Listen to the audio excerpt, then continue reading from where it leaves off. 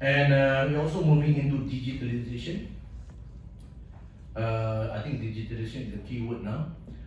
We are, as of, because the border is closed, we are moving into social media, Instagram, every TikTok and the rest, in order to tell the partners of ours overseas that Malaysia is still moving. We are still there. These are the things. This is new product coming up. The only thing that you cannot come in, right? You can dream about it and travel later. And we put forward that the B2B being done virtually, coordinated by Tourism Malaysia, with the rest of the state government in Malaysia, the product owners, and the respective buyers within the area. For example, in ASEAN, we are working in Cambodia, even before ETF, that the B2B is still there, because we do not want to be out of mind and outside. So we have to keep our presence there. On top of social media, we do a lot of virtual seminars, virtual roadshow, virtual dedicated B2B. And on top of that, when it comes to international travel exhibition like ATF 2022, we are coming in hybrid, physically as well as virtually. And we have done that during ITB Berlin 2021, and even hybrid during Arabian Travel Month in Dubai, as well as we are going to have a physical roadshow in India. But because of this, they're moving from, I think, month of February all the way to month of May, for example, in terms of Sunday. So we are still moving. But when it comes to, I don't believe, or we do not believe in terms of 100% virtual. If it requires us to move, we will move in with the safety requirement. Therefore, we come in, maybe not as big as before. As you can see now, this is unprecedented. Our booth is not that size of this one in ASEAN Tourism Forum, but it's bigger. And we brought in many players of ours. But anyhow, they're coming in virtually. So we are using AR, VR, AI in terms of our, when it comes to marketing. And of course, innovation. We're also looking into working with the new products, new norm. We realize now there's not much of groups coming in, and it is a small group and well organized. And I think more or less like in Cambodia, what we did, we get the ground handler in Malaysia and the counterpart, the outbound operator, to work together to come up with the itinerary and the rest. And once they've been approved, therefore it is more or less pre-itinerary all being accepted, therefore they can travel into Malaysia, in order to reduce their headache in terms of paperwork, insurance paperwork, the vaccination paperwork, all kind of paperwork. As you imagine, we're coming into certain destination. Last time we only have our passport and we can travel, but now on top of passport we have so many things that we have to show them. Anyway, next.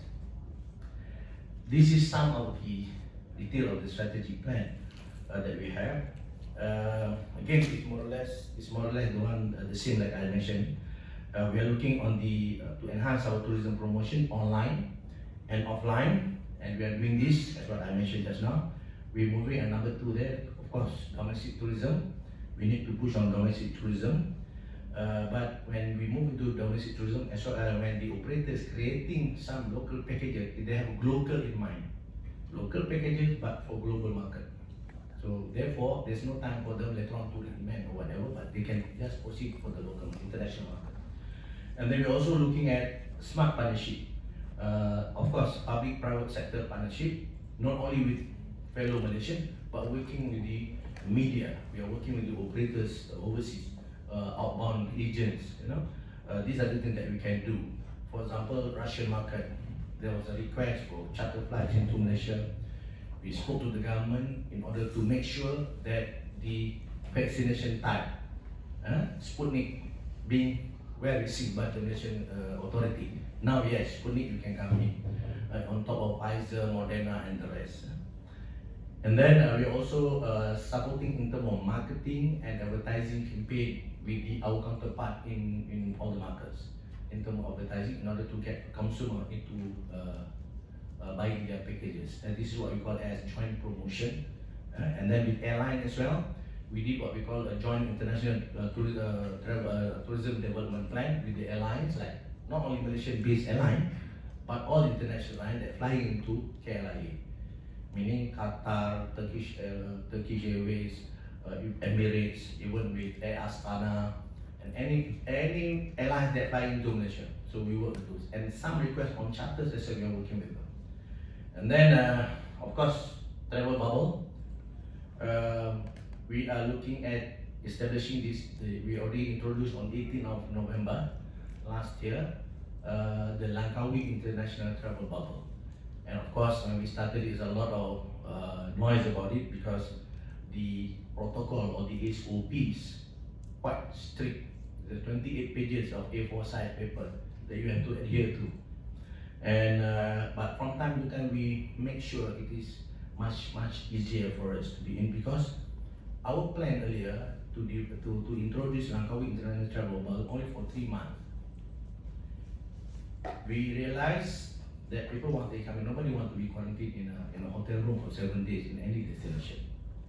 So we managed to convince the government that come, let's work with Langkawi, something like a sandbox concept. People coming into Langkawi, no need for them to be hotel quarantine or home quarantine.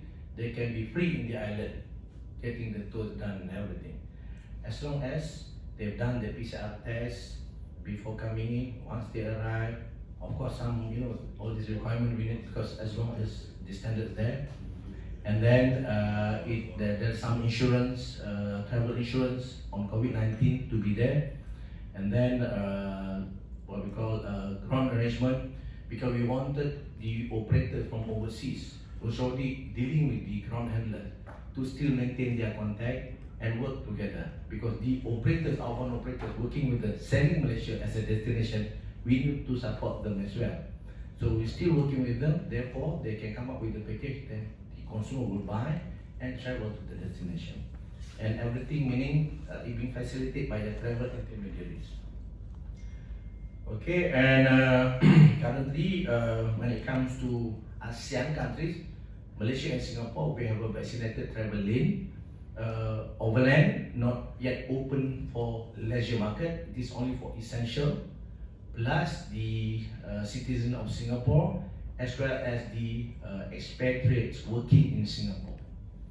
But BTL, for leisure market, we have to fly into Malaysia. So currently, I think Scoot from Singapore, you can fly directly to Langkawi. Otherwise, we can fly with SQ to KLIA, then from KLIA, there'll be interlining with the local airlines.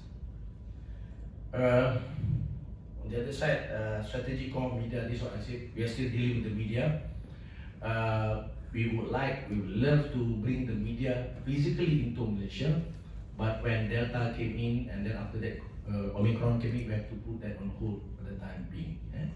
So from time to time, our office and our PAR agencies abroad will communicating with the media in order to update them accordingly. And next. Okay, this is some of the Langkawi reopening. We simplified the guidelines. This is some of the guidelines. I don't want to go through all this. Perhaps later on we can give them a copy. And basically, there's a pre-arrival arrangement. Arrival arrangement once you arrive, and during your stay.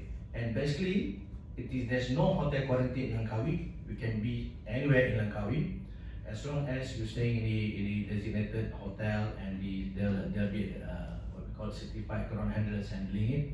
And then at day 7, you can do your PCR test. If negative, then you can travel other part of Malaysia, to other part of Malaysia. But if you only wanted to go to Langkawi, you can direct to Langkawi, enjoy your stay there. Minimum stay is only 3 days. Then you can fly back to your respective countries.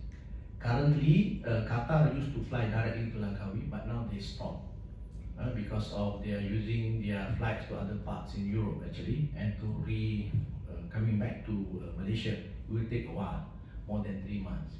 So what we are doing now is basically Qatar is still flying to Malaysia as per COVID time, only they reduce the numbers of frequencies. They're still flying because not only passengers, but their cargo loads also quite good. And once they are flying because they have a code share with Malaysia Airlines. Emirates also having a code share with Malaysia Airlines. So you can check in your baggage all the way through actually. with Emirates basically, and also I was told that Emirates was offering with the tickets the COVID-19 insurance. I think $500,000 US. So perhaps these are the other alternatives that you can look into on top of Turkish Airlines. So basically, all these, if you, I do not want to explain one after the others, but actually this is more or less the same. You need vaccination, you need insurance, flight ticket. Of course, in Malaysia we use My Sejahtera, a system that even foreigners have to download that. So you go to any establishment, you just with the QR code, but you scan, then they will know where you are, just to make sure that you're going to places that it is being, it's not to track you, but to make sure there's no COVID-19. And then the temperatures, everything being done. Hopefully with this ASEAN ministerial meeting today, as per the Prime Ministers of Cambodia speech last night, there'll be new, we even proposed in 2020 actually, we want to look on the ASEAN vaccinated passport. So meaning it's like ASEAN travel pass. So you're coming in, then you can move into ASEAN. But I think at that time there was a plan, but now I think they need to rectify that because vaccination is already there, the test kits already there, and all the standards already there. Perhaps they can discover. Perhaps we can look into a better future in terms of tourism into Malaysia and to the rest of ASEAN. Next. Well, this is some of the new tourism products in Malaysia. I think I do not want to really run through the whole thing. Maybe we just run through it. Okay. Putrajaya, Langkawi. I think perhaps you're all quite familiar with Malaysia. If you haven't been to Malaysia, do let us know. Perhaps when there's a fan trip on medias, we bring you in. And next, yeah. So these are some of these areas that we're looking at. We are working closely with all the states actually to make sure the level and the rest is there. And on top of that, again, like I said, our convention sectors, they are still opening up only for Langkawi. Meaning, if you want to have incentive group, things like that, you can only travel to Langkawi for the time being. The rest of Malaysia is only for domestic market as of now. This is where one we test on this Langkawi perhaps after 3 months, and perhaps we will extend another 3 months due to Omicron. We will open up the whole thing. In terms of, I think I saw some Russian market. We did discuss on the Russian market to do a charter flight much earlier. However, still in terms of charter flight will take times, and then they also see requests. We lost a lot of traffic from Russia actually, because they diverted to Maldives because we are still closing our borders. Hopefully with Langkawi you can do something on that. And then in terms of Malaysia Health Tourism Council, we're also one of the key areas. We've been voted one of the #1 in terms of health. Second was US. So I think these are the market that you can look into.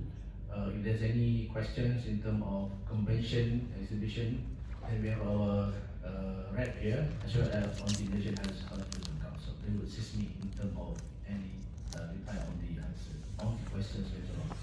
I think that's all. Is there any other? Can you click some more? Okay, you can get in touch with us. Thank you very much.